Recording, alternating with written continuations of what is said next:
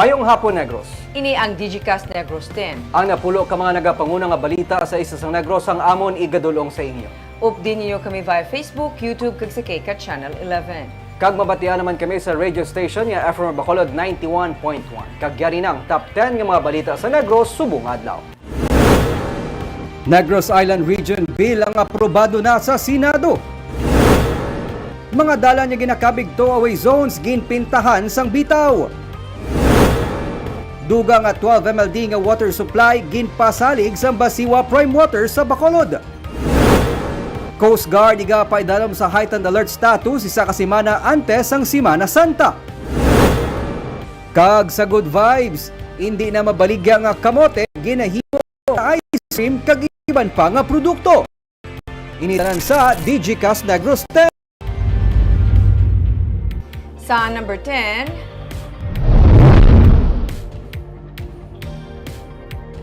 dengue cases sa Western Visayas ang naglabot sa 1,300. Inihumalin sa Enero tubtob Marso 2. Nagapabilin sa duha ang ginreport na patay bangod sa dengue sa Western Visayas. Kung ipaanggit sa kasubong nga tion sa nagligad nga tuig, 5% ini nga mas manubo. Sunod sa Department of Health, Region 6, 40% sa apektado sang dengue ang yara sa 1 to 10 years old nga age group. Dugang pa sang DOH, mayara sang increased attack rate sang dengue sa probinsya sang Guimaras, Antique, Iloilo kag Capiz kung ipaanggid sa tuig 2023. Ang Negros Occidental may 188 dengue cases kag 0 deaths. Ang Bacolod naman may 27 dengue cases kag 0 deaths. Padayon ang panawagan sa DOH nga mangin matinlo sa palibot agud to mapamatukan ang dengue.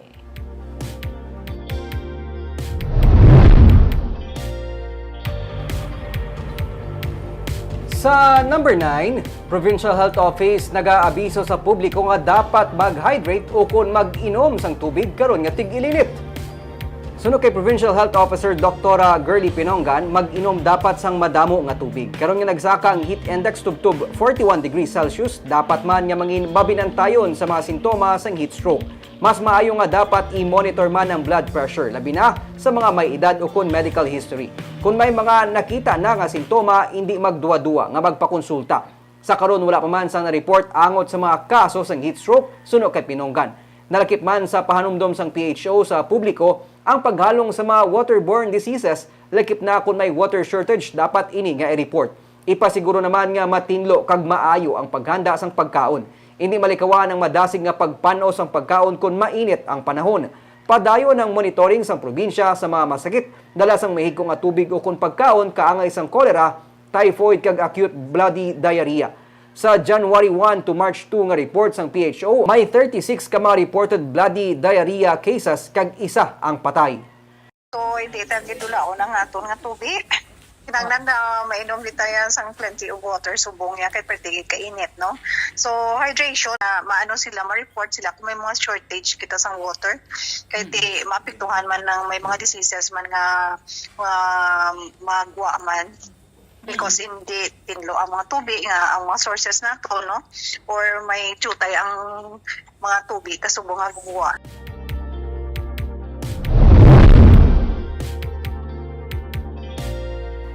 Sa number 8, nagsaka sa 761.2 million pesos ang balor sang kahalitan sa pananom tugas ang El Nino phenomenon sa Western Visayas.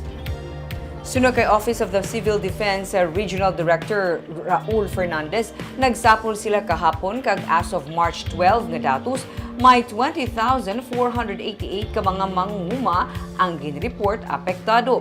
15,417 naman ka hektarya sa mga pananom apektado sang tuman nga kainiton. Ang probinsya sang Iloilo ang may pinakadako nga ginreport kahalitan, 519.1 million pesos. Nagasunod ang Antique nga may 130.7 million pesos. Ikatlo ang Negros Occidental, 78.4 million pesos. Nagasunod ang Aklan nga may 30.1 million kag 2.7 million naman sa Capiz. Sa bilog nga rehiyon, sunod kay Fernandez, ang syudad lamang sang Himamaylan ang nag-report sang water shortage sa 8 sini ka mga barangay. Ang water level sa mga dam sa probinsya ang hindi pa apektado suno kay Fernandez, pero ang sa Iloilo suno sa iya ang gyara na sa critical level. Antes pa man makadeklara sa state of calamity, may pila ka mga kriteria. Nalakip diri, at least 15% sang population suno sa iya ang apektado o kung kinahanglan sang emergency assistance. 30% naman sa palangitan-an ang apektado.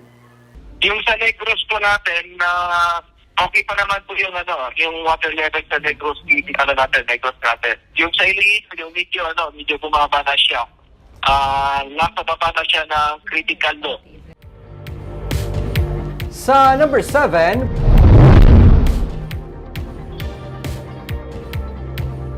pamunuan sang Basiwa Prime Water nagpasalig sa Bacolod LGU sang dugang at 12 million liters supply sang tubig sa sulod sang 3-5 ka bulan. Sa ginpadala nga sulat ni Prime Water Infrastructure Corporation President Roberto Fabrique kay Mayor Albi Benitez, ilagin pasalig ang pag-repair sang 12 tanan ka mga deep wells agod nga makaproduce ni sang dugang nga 7 million liters a day o kon MLD karon nga ginakulang ang supply sang tubig ilabi na sa tig-ilinit. Mayara sila sang ipatuman nga pipeline projects gikan sa ilang nga pumping station sa Forbes Hill Subdivision sa Barangay Estefania agod nga makalabot ang dugang nga 2 MLD sa Barangay Mandalagan kag Bata. Ang water utility nga padayon nga massive leak repair agud bisan paano mabuhinan ang non-revenue water kag makakonvert ini sang dugang nga 2 MLD. Ginapaabot ni Mayor Benitez nga ining matigayon sa sulod sang 3-5 ka bulan sandig sa pasalig sang pamunuan sang Basiwa Prime Water. Nagligad nga inadlaw sa nagsugod ng pipeline project sang pribado nga kumpanya para sa dugang nga 5 MLD nga supply halin sa Bukal-Bukal Springs sa Barangay Alangilan. Nagapadayon pang detailed i-improve nila ang mga wala kadana, siguro mga pumps nila, yung tayo nila, make it more efficient. In 3 months, Galing, but ang solution of finding a new source of water is what we're doing.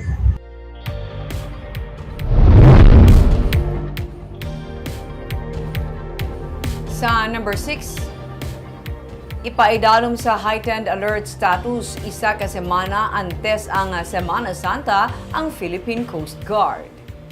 Sunod kay PCG Northern Negros Occidental Station Chief Commander Joe Luis Mercurio nga ipaidalom na sa heightened alert status ang tanan nga PCG stations isa ka semana antes ang Semana Santa. Dugang pa niya, ginpaidalom sa training ang mga personnel gikan sa nagkalain-lain nga Western Maritime Patrol. Inspeksyonon man ang mga beach resort kung may naka-standby makaresponde sa oras sang emerhensya. Magapahamtang man sila sa mga PCG personnel agud magbantay sa mga puerto kag sa mga beach resorts. Sa ulihi nga semana sang Marso ang Semana Santa, gani sumugod sa madason nga semana, naka-heightened alert na ang Coast Guard.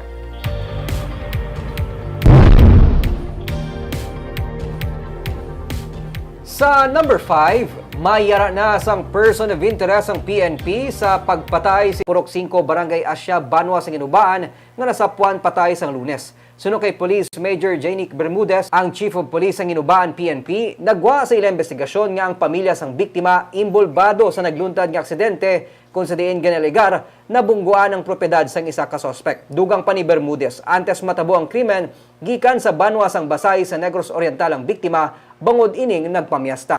Sang papauli ng biktima, kag pag-abot sa barangay Sa Bacolod City. Marso 11 sang wala na makita ni Romer Panagsagan ang iya motorsiklo nga ginpark sa gwa sang iya balay sa Barangay Bata rason nga nangayo siya sa bulig sang kapulisan. Tubtob nga natigayon nga natultulan sang katapos ang Police Station 10 ang iya motorsiklo nga nabaligya na kay Rodrigo Repiso sa Barangay Felisa. Nagwa sa investigasyon sang pulis nga ginbaligya ni Robertson ang motor ni Panagsagan kag Repiso nga amo ang nag-turnover sang motor motor nga iya nabakal sa balor nga 7,500 pesos. Isa pa ka motorsiklo nga ginapanag-iyahan ni RG Galan ang na-recover sa kapulisan sa barangay Handumanan. Ginsiling ni Police Captain Lelani Laguting, commander sa Police Station 10, ang anak lang man sang tag-iya sa motorsiklo ang nagkuha kag nagbaligya sa motor sang iya amay kay Jeremy Medel sa barangay Handumanan. Si Medel ang nagpakamaayo nga itugyan ang kinawatan nga motor sa PNP. Gilayon man nga na-turn over sang pulis ang mga motorsiklo sa mga tag-iya. Ila na gintugyan sa mga biktima ang pagpasaka sang kaso.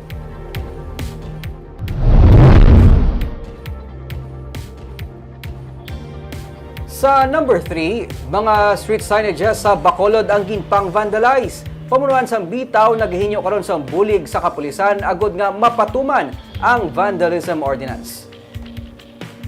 Gin-vandalize ang pila ka mga street signages sa Bacolod Traffic Authority Office o kon bitaw sa Dalan Lacson kag iban pa nga mga lugar. Ining ginapalabot na sa Bacolod Traffic Forum nga page sa Facebook. Iban sa sini nga mga traffic signages gin-donate sa mga pribado nga individual. Gani suno kay Patrick Lacson, officer in charge ng bitaw, magapangal sila sa bulig sa pulis para mapatuman ang anti-vandalism ordinance sang syudad. 2011 sa ginaprubahan sa Sangguniang Panglungsod sang Bacolod ang ordinansa nga nagadumili sang vandalism kag ining ginamendahan sang 2014 pagi kay anay konsehal attorney Josel Batapa Sige. Sa idalom sa ordinansa, ang violator ang magabayad sa iya gin-vandalize nga propiedad, may 3,000 pesos tubtob 5,000 pesos nga penalidad, kag pagkapreso nga 3 ka bulan tubtob 1 ka tuig, depende sa nahimo nga biolasyon. Ginpangtinloan na sang Bitaw Engineering Section ang nahalitan nga mga traffic signages. Sa number 2,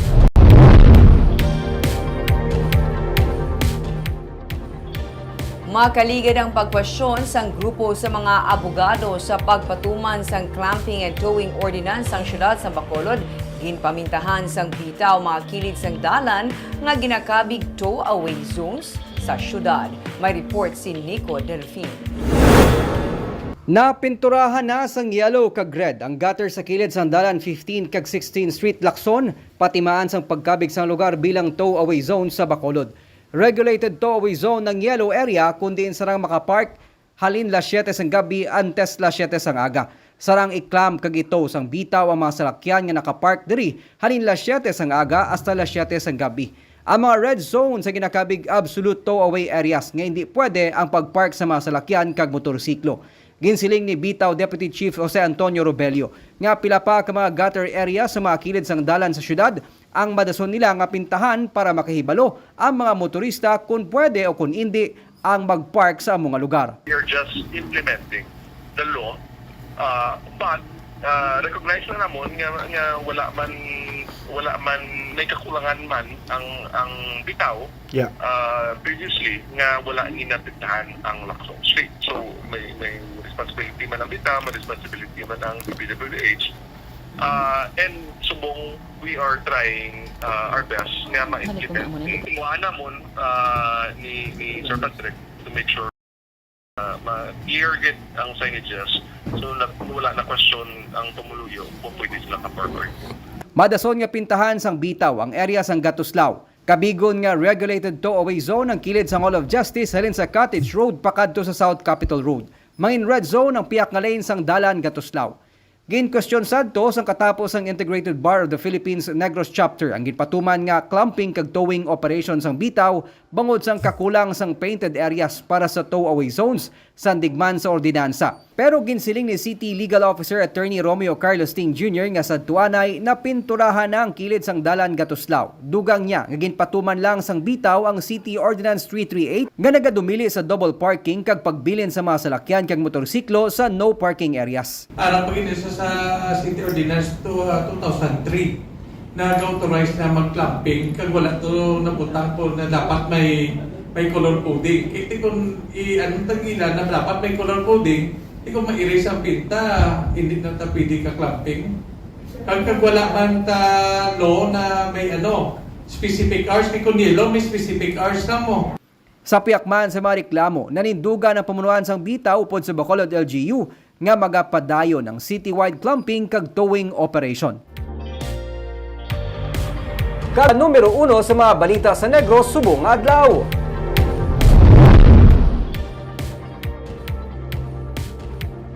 Mga opisyales sa probinsya nagpasalamat kag nagadayaw sa pagpasar sa third and final reading sa Senado sang Negros Island Region Bill.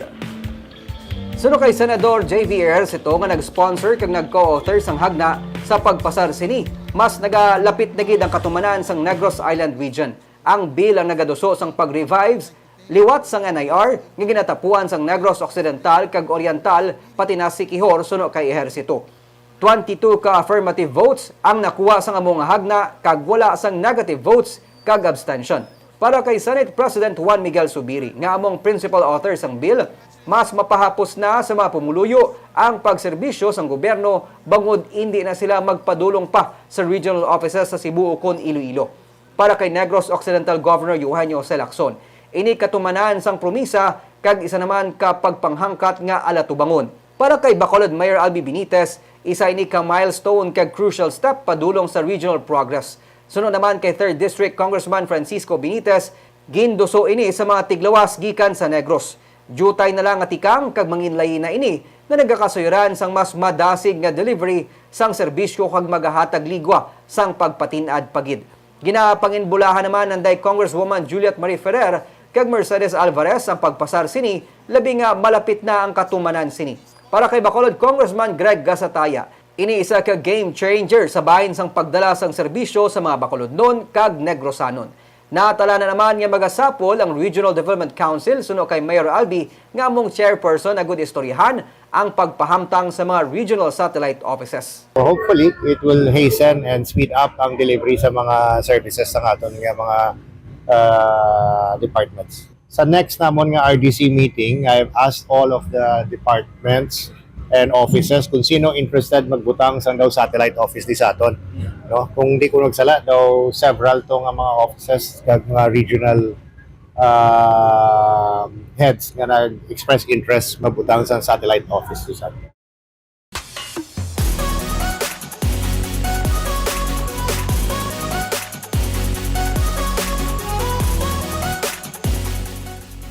Sa Good Vibes, ice cream, hopya, muffin kag iban pagid nga mga produkto nga himo gikan sa mga kamote nga indi na mabaligya sa merkado. Inya produkto sang isa ka farm sa Canlaon City sa Negros Oriental sa bulig sang TUP Visayas. Yaring report ni Romeo Subaldo. Ang ini nga mga magagmay nga kamote ang indi mabaligya sa merkado. Pero pinaagi sa Potato Systems Research and Training Center, Department of Science and Technology kag Technological University of the Philippines, ang reject ka mga kamote ang naidiyahan pa nga makadala sang income sa mga mangunguma. Ini ang ginahimo nga harina. Ang harina nga gikan sa sweet potato kung kamote, amo naman ang ginagamit sa paghimo sang muffins, hopya, pastillas, cookies, brownies, chips kag ice cream. Sunod si Director sa Potato Systems Research and Training Center nga si Victoria de Monteverde, ang amo sini kagagmay nga mga kamote ang masami, hindi naman nimo mabaligya sa merkado. Gani na pangitaan nila sa pamaagi nga maka-income pa diri sa gihapon ang mga mangunguma. Gini sa sweet potato flour, mga gagmay bala kayo nga kamuti haw, inang hindi na siya marketable. Amo na siya gina-process into flour. So usually di wala siya ginabaligya ang gagmay nga kamote. Oo, kay ano na siya mo nang kung sa market reject. Oo. Pero nakakubra ka mo yung flour out of that. Oo. Okay. Bali amo na siya gi-introduce ang TUP nga technology. Ang TUP Visayas ay nag-come up nga makahimo sang machine nga maka-convert sang sini nga mga kamote sa harina. Kag sunod sa campus director sang eskwelahan nga si Eric Maluoy, gina-research pa kung paano pagid mapaayo ang kalidad sang harina. Locally, we are trying to work on the local flour with sweet potato flour. Pero we're working on the chemical process and how to do it better than the usual process that they're doing in flour production. Pero may mga ano pa, doon tayo pang-work sa chemistry lab. So with that kind of engagement with them, we can come up now with another cluster of local economy. Sang nakaproduce na sang harina, ang mga estudyante sang Northern Negros ang mga pastries. Si Gian Ridoble sang Norsu ang isa sa mga nagapangamot sa paghimo sa sining nga mga hopya kag pastillas. Kadamo na sila kuno sa natunan sa sini nga proseso. Ang ginhimo kani ano? Kopya kag muffins. Muffins. Kag ano kani. Tas ang gahimo sang brownies kag cookies yung ano, CPSU, yung Central Philippine State University, San Carlos Campus. Oh, Kamuya nga taga kami ang Norso. taga Norso, ano gahimo kami Kagyungan, hopya and muffin. muffins kag ano sa pastillas. Ang ini nga mga produkto ginpang display sa Technology Convention sa TUP last week. Sa karon, sa mga eskwelahan pa lang sa Canlaon City, nila ginabaligya ini. Naga-process pa sila sa mga permits para mabaligya ini sa ibang pagid nga mga lugar, ilabi na ang ilang ice cream. Kag, nagalaom sila nga pinagi sa sini nga pagbuligay sa eskwelahan, gobyerno, mangunguma kag non-government organization, matagaan pagid nila sang palangabuyan ang mga iloy sa Canlaon City. Barbs, diri sa Tecnocono sa TUP, napakita lang nga ang mga produkto nga ginahaboy niya sa basurahan, pwede pa yung mapuslan. Na gamit ni Wat ni kag wala nga sayang. Yes, kag kabay no, damo pa sa mga innovations pinagi sa Tecnocon. Kagamuyan to mga balita sa Negros subong nga adlaw. Kay man sa panahon karon importante nga may ihibalo ka sa nagakatabo sa imo nga palibot. Pero dapat balanse kag insakto ang mga impormasyon. Parahan kami nga magapangalagad sa Negrosanon. Ako si Barbara Mijares. Ako naman si Nico Delfin. Tubtubwas, maayong hapon.